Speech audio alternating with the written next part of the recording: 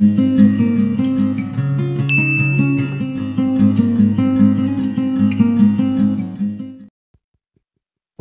الله الرحمن الرحیم. ګرانو ملګرو، سلامونه او نیکی هیلې وړاندې کوم.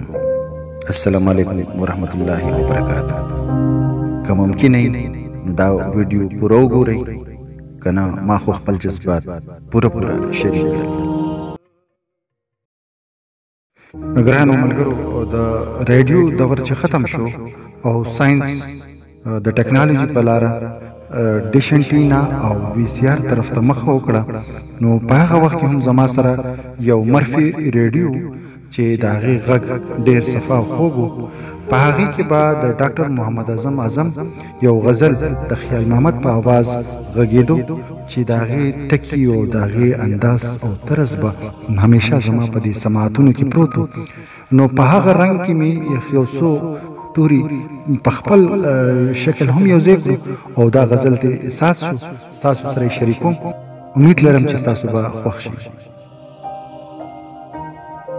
یاره ستا دې مبارک شي دا سپرلي او دا ګلونه، یاره ستا دې مبارک شي دا سپرلي او دا ګلونه، ما ته هلته انتظار کوي د خزان سپېره بادونه.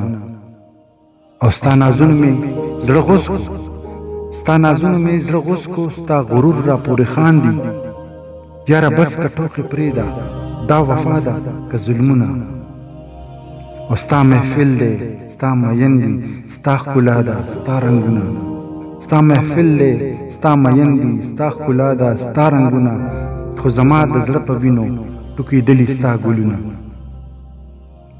او ستا ګلونه به رژېږي ستا سپرلي د یو څو ورځو، ستا ګلونه به رژېږي ستا سپرلي د یو څو ورځو، په خزان به هم تازه وي دا زما د زړه زخمونه.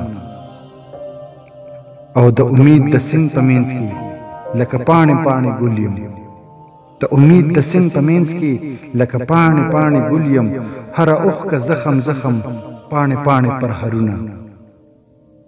او دا فضله قسمت نه دی نو د بل څه نوم پې کېدم، دا فضله قسمت نه دی نو د بل څه نوم پې کېدم، نامراده رخصتېږي پر امید حسرتونه.